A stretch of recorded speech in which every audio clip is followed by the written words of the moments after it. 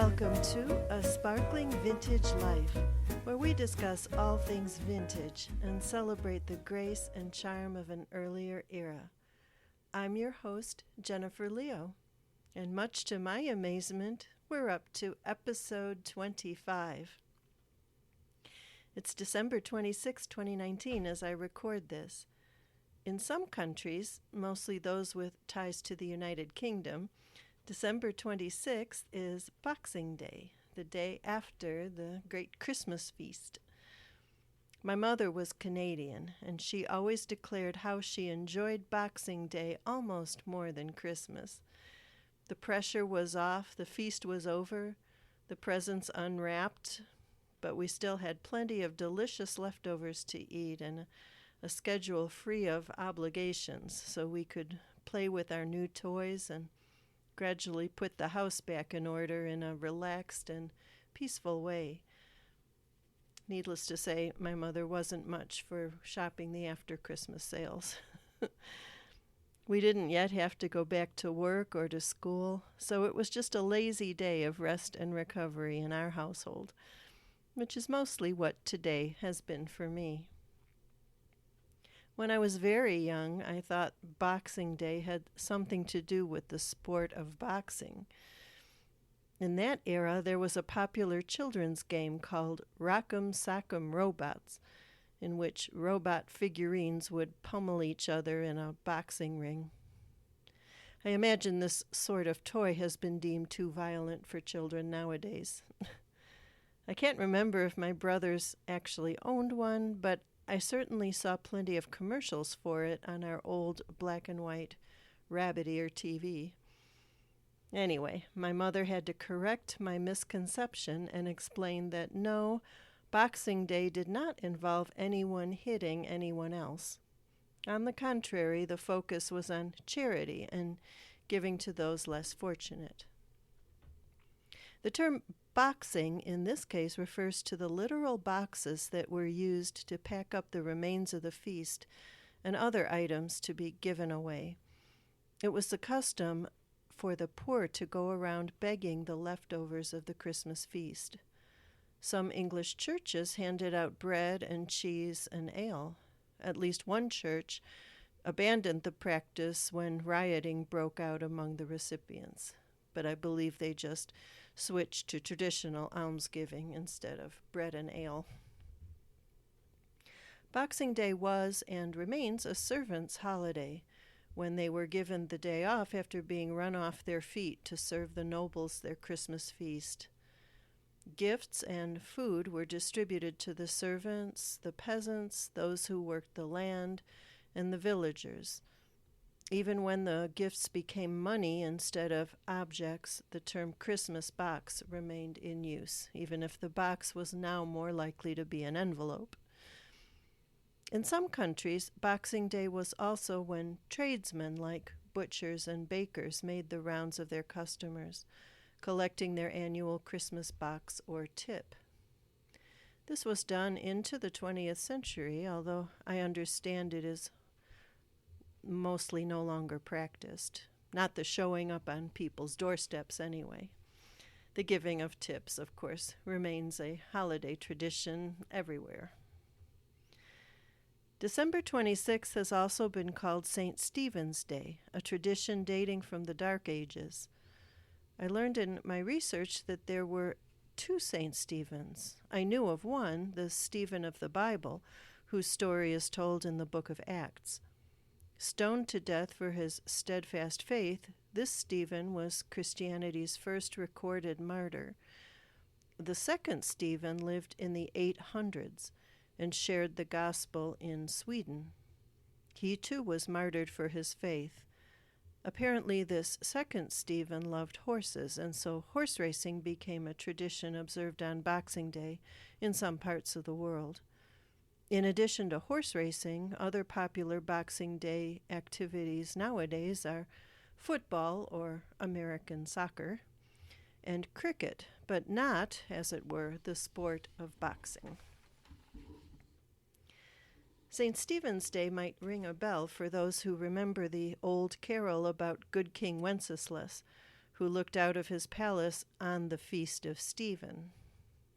This song, whose lyrics tell about a rich king helping the poor, was written in the 1850s and reflected the high Victorian ideal for almsgiving and the charitable focus of the day.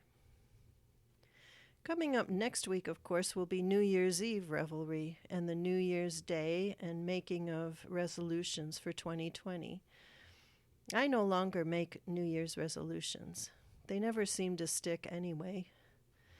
These days, I make prayer intentions for the new year, an idea I got from author Rachel Hawk. I pray about these things that I would like to see happen in 2020, the things I want to do and the person I want to become. By praying about these things instead of making resolutions to do them, I acknowledge that I'm not in charge of my life. God is in charge.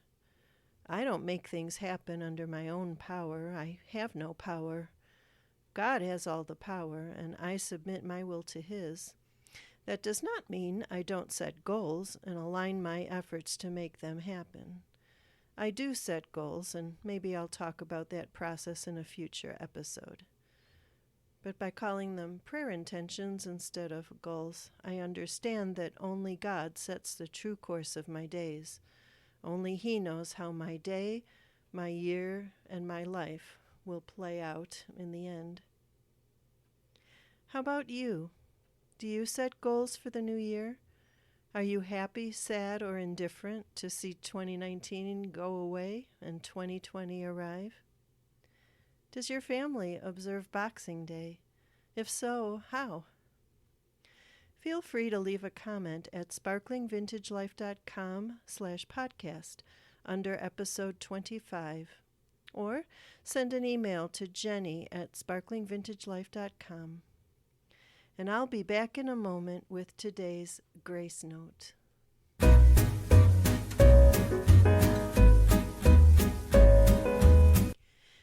Today's Grace Note is a short article about New Year's resolutions written in 1920 by Barbara Ellison. Being as this article was published in Inspiration, the magazine of the Women's Institute of Domestic Arts and Sciences, it's no wonder that the resolutions have less to do with personal character and more to do with one's wardrobe. I think you'll get a kick out of her advice, much of which still applies today.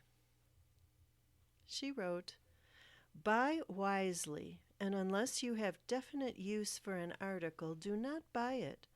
Wait until your wardrobe is definitely assembled in your own mind and everything fits in: hat, shoes, gloves, purse, not to mention stockings and slips. Be slim by being trim, be attractive by being immaculate. See that the seams of your stockings run straight and the heels of your shoes never run over. Keep your gloves clean. Never allow spots to mark your clothes nor perspiration to deface a gown. And never allow your shoulder straps to protrude. You can keep them out of sight by sewing one end of a ribbon or a piece of bias tape to the shoulders. Fasten it with a snap at the other end, then snap it around the straps of your undergarments.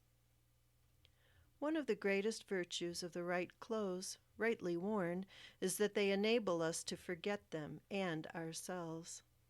When they are right enough for us to do this, we become our most likable and natural selves. And even if your features are not perfect, nor perfectly assembled, we may someday hear of ourselves in one of those sibilant whispers that so audibly clothe a spoken confidence. What a charming woman. And that was written in 1920 by Barbara Ellison. And I have to laugh because I heard recently, I think it was on the Daily Connoisseur podcast, that the practice of wearing a G-string that shows above the waist of one's jeans is actually coming back into style. And I think I'll link to that YouTube video in the show notes because it's worth a watch. But so the whole idea of putting in special snaps and things to make your undergarments invisible seems at odds. I, for one, don't ever plan to wear a G-string hanging out over the top of my jeans, but I'm an old lady, so there you go. And that's our episode for today. Thank you so much for taking the time to listen, and have a very happy and safe New Year. Come back again soon when I'll be discussing another aspect of a sparkling vintage life.